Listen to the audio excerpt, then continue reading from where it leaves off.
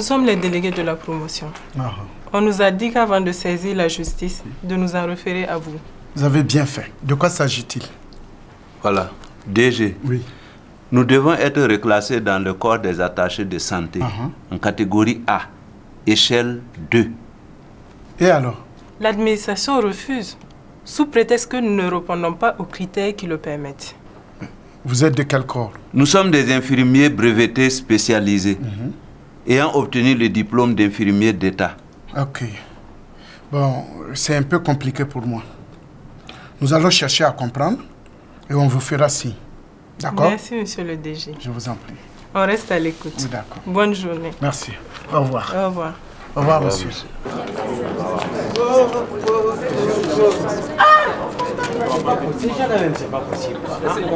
Tu ne peux pas attendre demain ou après-demain pour venir prendre un sac. Excusez-moi, monsieur, vous savez. Non, excusez-moi. Non, je suis pressé. Non, c'est pas la peine. Non. Vous savez, je dois donner du courrier. Descendez de là doucement. C'est pas possible. Oui, juste d'arriver comme ça. Allez-y.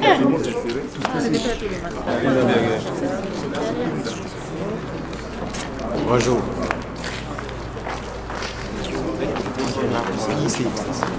Et vous l'avancez un peu là, ça veut dire quoi?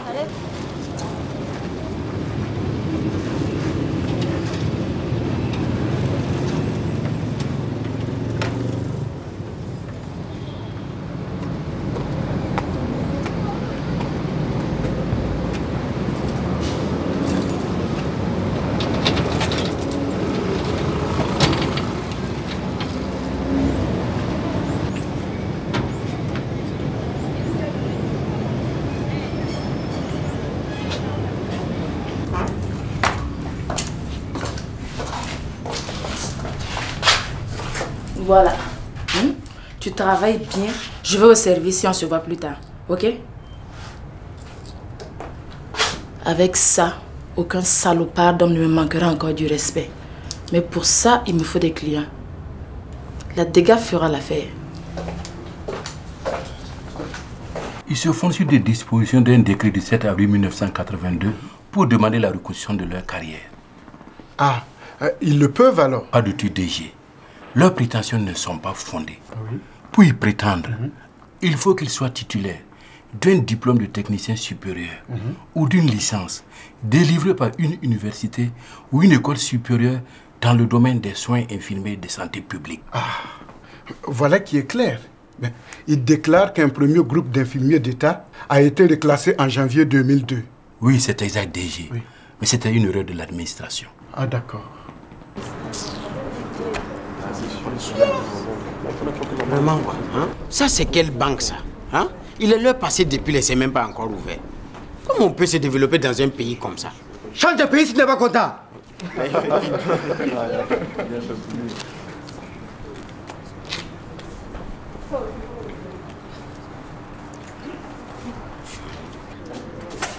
Enfin.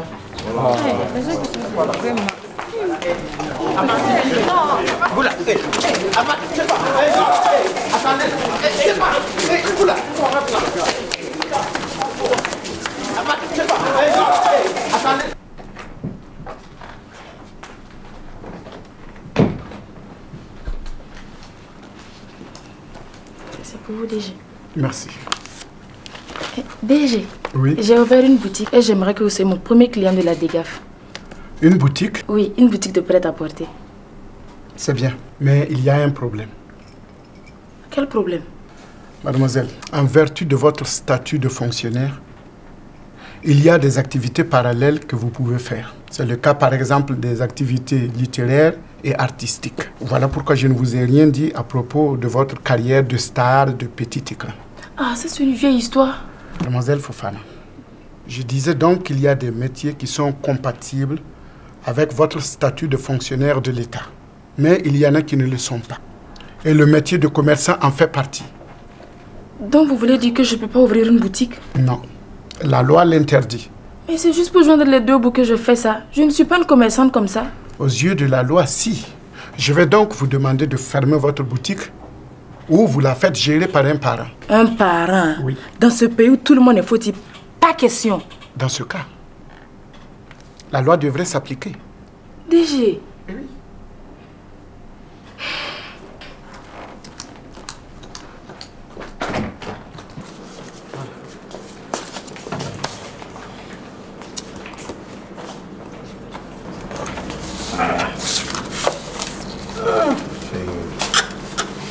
Métier de planton là, c'est pas travail de... Ça c'est quel salaire? Toi dégage, tu n'es pas content, change de métier. Changer de métier, regarde toi là, tu commences à m'énerver. Hein. Ah bon? Non, change de la... Dans le principe, DG a raison. Mais ça ne peut pas commencer par toi. Combien y a-t-il de fonctionnaires qui ont soit un kiosque, un vidéoclub ou un maquis quelque part dans cette ville? En tout cas, il n'a qu'à les fermer pour eux. Peut-être que lui-même a un maquis ou une boulangerie. Mademoiselle, je vais lui en parler. Et s'il n'entend pas raison, on verra quelle conduite à tenir. Ok. Je compte vraiment sur vous. Ne vous en faites pas. Vous pouvez compter sur moi. Nous ne sommes pas d'accord. DG, il vous a pas dit la vérité? Comment ça? Mais il ne vous a pas dit qu'un deuxième groupe d'infirmiers d'État aussi a été reclassé? Ah bon? Mais pourtant, l'administration avait constaté son erreur. Bien sûr. Ils sont allés devant le tribunal qui leur a fait droit. Sur quelle base? C'est curieux ça. Simplement sur le principe général de droit, selon lequel nul ne peut se prévaloir de sa propre turpitude. Écoute, nous avons assez discuté avec l'administration. Nous appliquons le plan B. S'il vous plaît, c'est quoi votre plan B? Vous le saurez. Ça, c'est une fausse affaire. Tout le monde a un kiosque ou un télécentre quelque part. C'est pas lui qui viendra faire la loi ici, là. C'est ça. Moi, je connais un DG qui a un maquis nickel comme ça. Mais lui, c'est pas un agent de l'État? Voilà. Moi, je vous avais dit là. Ce DG-là est un faux type. Un filou. Arrête. Faut pas venir faire ton monafical avec moi. Tu crois que tout le monde ne sait pas que tu vas lui raconter les choses après? C'est ce que vous n'avez pas compris. Vous n'avez rien compris. C'est la tactique de la CIA. J'infiltre l'ennemi pour le combattre de l'intérieur. Bon, si tu le dis, on verra bien. On verra. Je suis désolé. Mais je ne fais que me conformer au texte en vigueur. Il est formellement interdit à un agent de l'État d'exercer une quelconque activité commerciale, à moins qu'il n'ait eu l'agrément. Monsieur le DG, oui. Trouvez-vous humain d'interdire aux fonctionnaires burkinabés d'exercer une activité commerciale? Vous connaissez leur salaire, c'est des perdièmes. Cela ne justifie en rien qu'on aille à l'encontre de la loi. DG, les kiosques, les petits maquis et autres, ce n'est pas certain que ça marche même. C'est juste pour arrondir leur fin du mois. Mais je comprends. Vous êtes un DG, vous nagez dans le beurre. Vous ne pouvez pas comprendre les problèmes du bas peuple. Et je suis sûr que vous ne connaissez pas le prix du kilo d'irimin. Monsieur, vous êtes à la limite de la diffamation. J'ai dit ce que je pense. Je ne suis pas contre le fait qu'ils arrondissent leur fin du mois. Ce n'est pas parce qu'ils sont dans la galère qu'ils doivent aller à l'encontre de la loi. Ah non! Je voulais savoir si c'est là votre position. Oui. S'il n'y a rien d'autre, je vous remercie.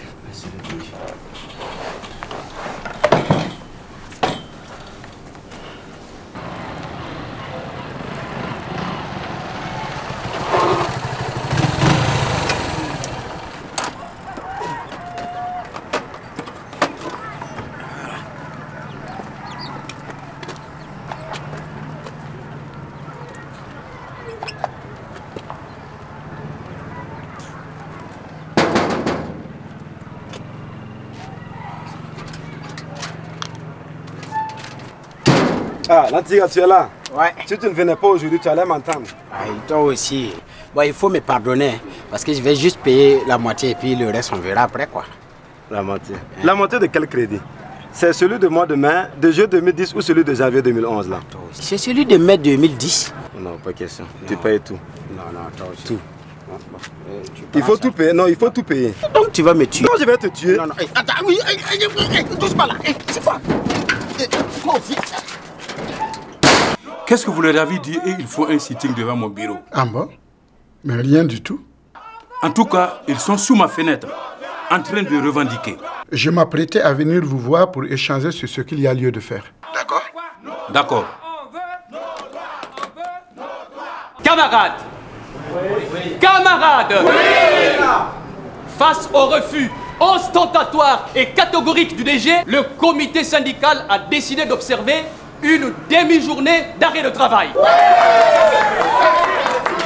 Car ce qui arrive aujourd'hui à mademoiselle Fofana peut arriver à n'importe qui d'entre nous. Il y a combien de DG dans ce pays qui ont des boîtes de nuit, des sociétés, et qui ne sont pas poursuivis? N'est-ce pas de l'injustice, ça? Oui, de l'injustice. Alors, respectons cette demi-journée de grève. Oui. Que personne ne bouge d'ici. C'est l'opération paralysie générale. Si le 2G ne revient pas sur sa décision, nous enclenchons une nouvelle vitesse.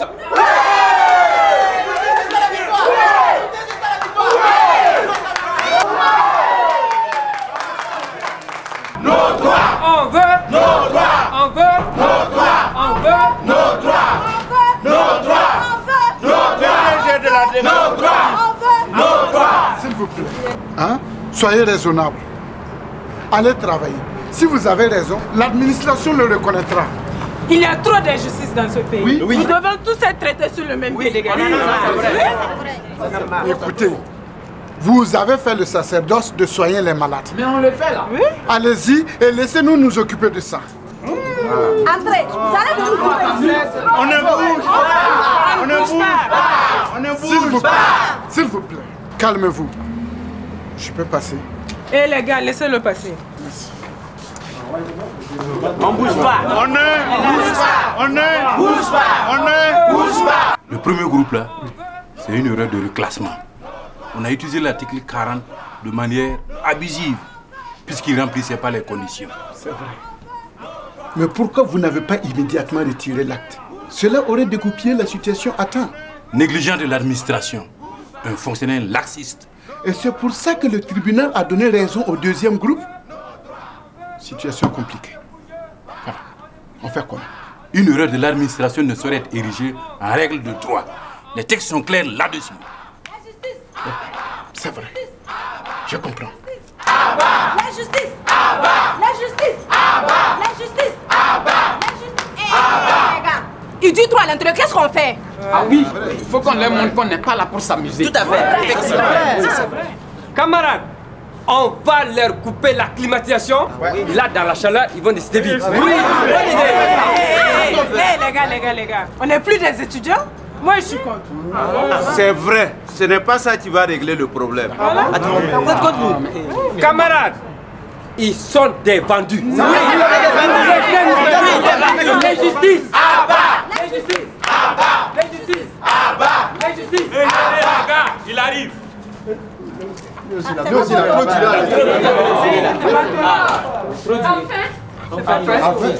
est sorti enfin. Ah, pardon, je vous en prie.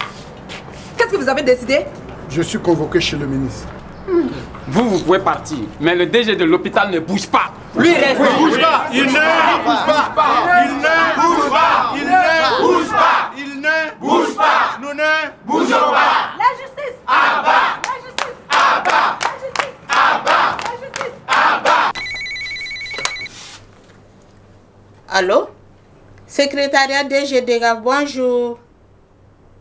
Le DG est absent. Bonne journée. Donc, mamie, vous ne vous préoccupez pas de mon sort. On me fait une injustice qu'on tente de corriger et vous ne trouvez pas autre chose que de me poignarder dans le dos. Comment ça?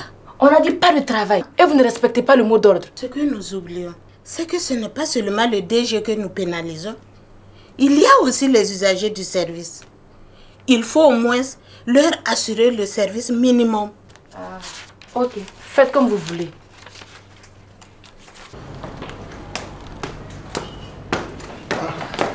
Monsieur le ministre. Ah oui, déjà, je suis convoqué à la présidence, mais je vous confirme qu'ils seront soumis au texte en vigueur selon la procédure.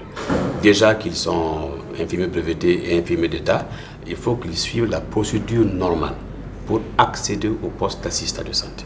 Et pour le cas des grévistes? Le cas des grévistes, il leur sera simplement soumis une mise à pied pour leur comportement irresponsable et inqualifiable. Monsieur le ministre, et pour le cas du DG qu'ils ont bloqué dans son bureau? Donc pour son cas, ne vous inquiétez pas, toutes les dispositions sont déjà prises pour qu'il soit libre. Merci. Voilà. Excusez-moi, oui, monsieur le ministre. Je vous en prie. Au revoir.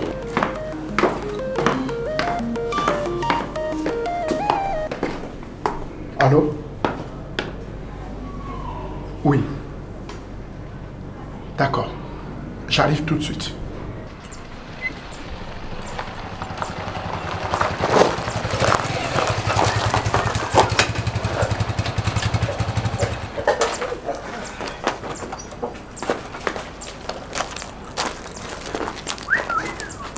Eh, Rachel, tu me donnes une bière bien tapée et une soupe chaude là. Que ça saute, hein? Ah, Madame Soupe. Il n'y a pas de Madame Soupe. Aujourd'hui là, nos bières, nos soupes pour toi. Regarde, regarde ton cahier. Hein? Il faut d'abord payer tes crédits. En plus, c'est la fin du mois. Oui. Hein? Toi aussi, c'est quelle façon d'accueillir les gens? Tu peux pas me laisser m'asseoir au moins? Je ne te laisse pas. Et puis ta moto là, tu la gardes dehors. C'est pas ici là. Même mes vrais clients qui payent bien là, ne gardent pas là. Ça te va pas? Cette moto-là, c'est pour la dégaffe. Même le vélo, je le garde ici. Ici, là, ça m'appartient. C'est toi qu'on va garer dehors. Tu vas aller garer Jamais. dehors. Mon Dieu, encore un autre créancier. C'est bien fait. Vraiment, on dirait des charognards, quoi. Hein? Chacun se débrouille pour être sur ton passage à la fin du mois. Ça signifie quoi? Moi, je ne veux plus boire. Et d'ailleurs, je ne paye aucun crédit. Ces crédits-là, tu les payeras bien. Jamais. Il faut l'attraper, on doit payer. Oula. Tu vas payer. Non. Non, s'il te plaît. Il y a mon argent là-bas. Non. Madame Soupe, on va s'entendre.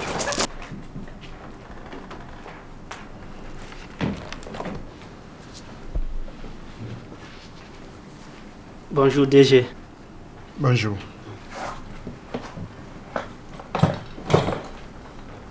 Monsieur Gomkoudou. Oui, DG. Apparemment, vous avez décidé de me rendre la vie dure. La vie dure? Oui. Ah, c'est eux, c'est pas moi. Je ne suis pas dedans. Mais DG, oui. Est-ce que vous n'allez pas laisser Fleur continuer d'exploiter sa boutique là? Si c'est pour me parler de ça, vous pouvez sortir. Non, c'était pour voir si vous n'allez pas flancher. Ah, ok. Il ne faut pas. Si vous acceptez là, c'est votre autorité qui en pâtira. Allô?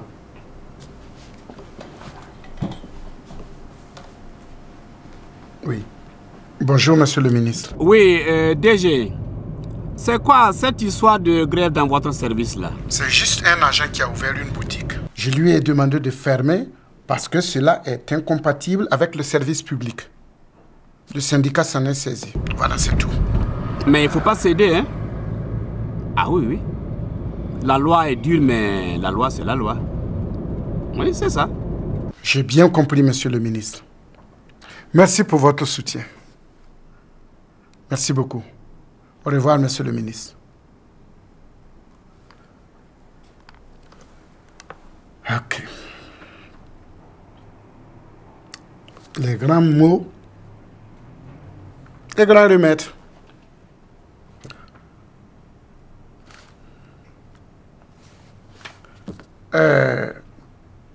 Madame Pouya, oui. Convoquez une réunion de toute la DGAF. Merci.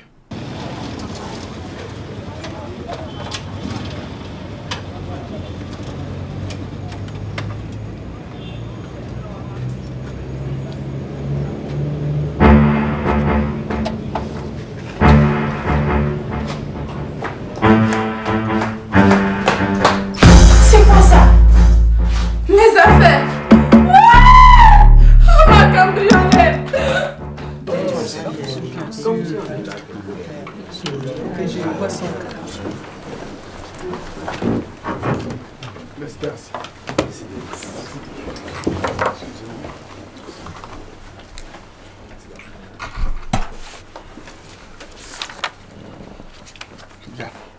Bonjour tout le monde. Bonjour.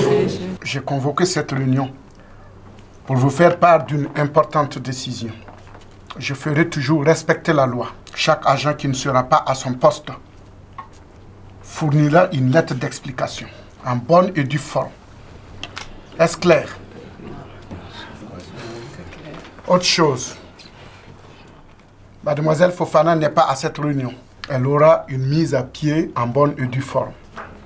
Monsieur le syndicaliste, je vous écoute. À propos de Mademoiselle Fofana. Ma boutique.